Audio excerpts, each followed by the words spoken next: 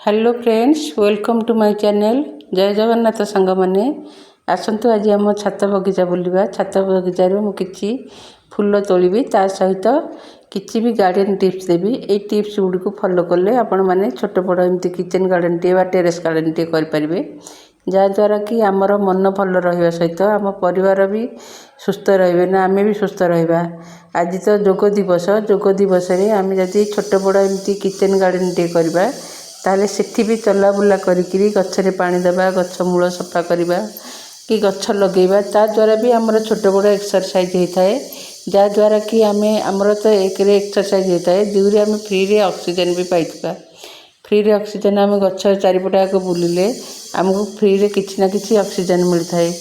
यदि आपण मैंने छोट बड़ एक्सरसाइज करने एमती छोट छोट गार्डन टे प्रस्तुत करूँ। छोट बड़ गार्डन टे प्रस्तुत कले भी छोट बड़ गार्डन टे प्रस्तुत करके आम जदि प्रत्येक दिन ठाकुर पूजा किसी फूल पाइबा आ घर पर फ्रेश शाग पनीपरिया टिके पाइबा, ताहले आमर मन खुशी रहा सहित आमर स्वास्थ्य भी भल रही है। तेणु यही तो जुलाई अगस्ट मास, यही मसरे जदि आपण मैंने चाहिए एमती मंदार, टगर, कनियार सब प्रकार गछ लगेदेवे, जो गछ कि आमको वर्ष सारा फूल देव।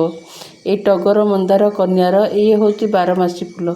थरे लगेदेवे जदि बोले आपण वर्ष सारा ये फूल पाइबे। आउ एमती छोट बड़ किचेन गार्डन टे करके एमती मुझे किसी काकुड़ी गछ लगे कि कलरा गछ लगे, भेंडी, जह्नी एगुड़िक सब गछ लगे। ये आम अल्प परिया पाइले आमर मन भल रही है। सबुदिन एमती फ्रेश फूल टिके देखिले आमर स्वास्थ्य भल रहा सहित आमर विभिन्न प्रकार एक्सरसाइज भी होता है। आम गछरे पानी देवा, ता माटी खोसिबा कि सार देवा, सी भी गोटे आमर गोटे एक्सरसाइज ना। माइंड फ्री ना टाइम पास कहले चले। आम से जो टाइम रे आम बोर होगी विभिन्न प्रकार आलोचना करिया कथा माने मन को आसे, से मनटा आमर ये गछपत्र उपर ध्यान रहे। ये गछपत्र उपर ध्यान रहिले आमर आम विभिन्न प्रकार दुश्चिंतार भी आम रक्षा पाइबा। तेणु छोट बड़ किचेन गार्डन टे करने एमती जेकोसी जगार करूँ, आपन को सूर्य लोक दरकार। जोठी 5 ରୁ 6 घंटा सूर्य लोक पड़ुव से जगार आपण बगीचा टी करूँ, माटी करूँ किंबा छात उपर करूँ। एबे तो प्राय माटी जगह न थाए, जो मैंने बाहर जगार अच्छा से जगार टिके बहुत अभाव। से मैंने एमती मो पीढ़ी छोट बड़ कि किचेन गार्डन टे छात उपर करेंगे, तारे प्रत्येक दिन ठाकुर पूजा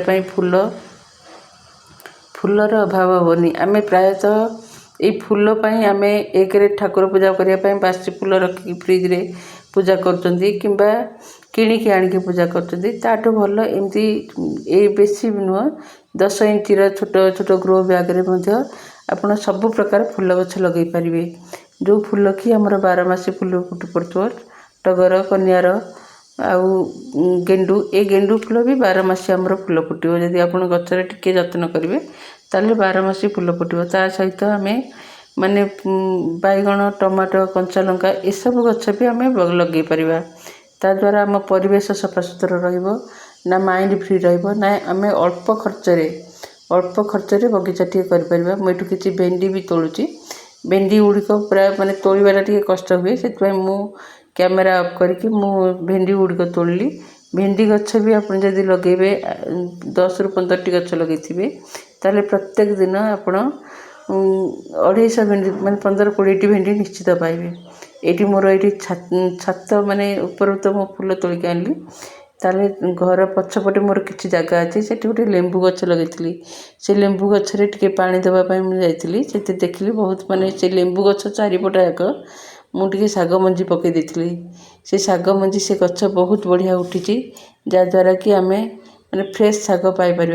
तेणु मुझे देखो ये शाग गुड़िक तोली दूसरी। जदि आम कि ना कि टिके परिश्रम करके माइंड फ्री आम कि ना कि करवा, ताहले आमर एक एक्सरसाइज हम, 2 रे आम माइंड फ्री हम ना, फ्री रे आम ऑक्सीजन पाइबा।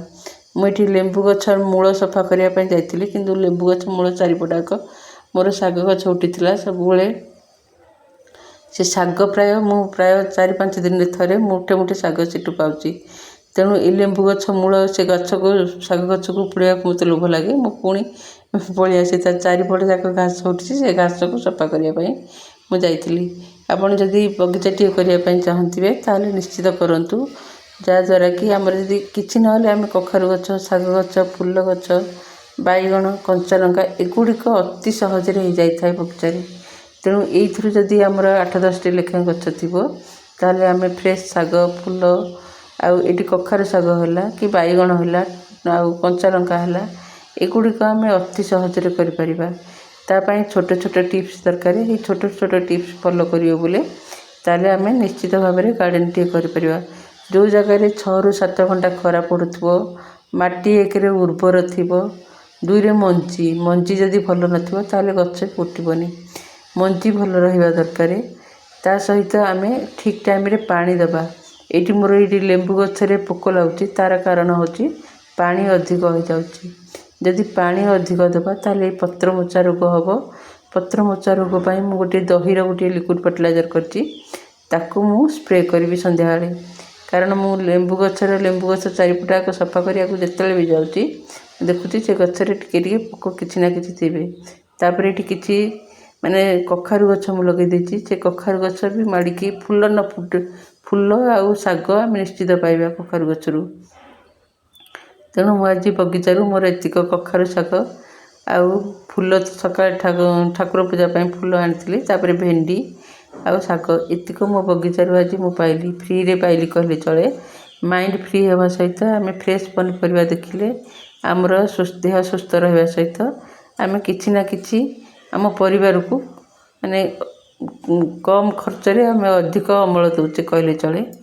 ତେଣୁ ଏମିତି ଛୋଟ ବଡ଼ଟିଏ କିଚେନ୍ ଗାର୍ଡ଼େନ୍ଟିଏ କରିକି ଆପଣମାନେ ନିଶ୍ଚିତ ଭାବରେ ମାଇଣ୍ଡ ଫ୍ରି ରଖନ୍ତୁ, ନା ପରିବେଶକୁ ସଫାସୁତୁରା ରଖନ୍ତୁ। ପରିବେଶ ସଫାସୁତୁରା ରହିବା ସହିତ ଆମେ କିଛି ନା କିଛି ଫ୍ରେଶ୍ ପନିପରିବା ଆମ ଘରକୁ ଯୋଗାଇ ଦେଉଛେ।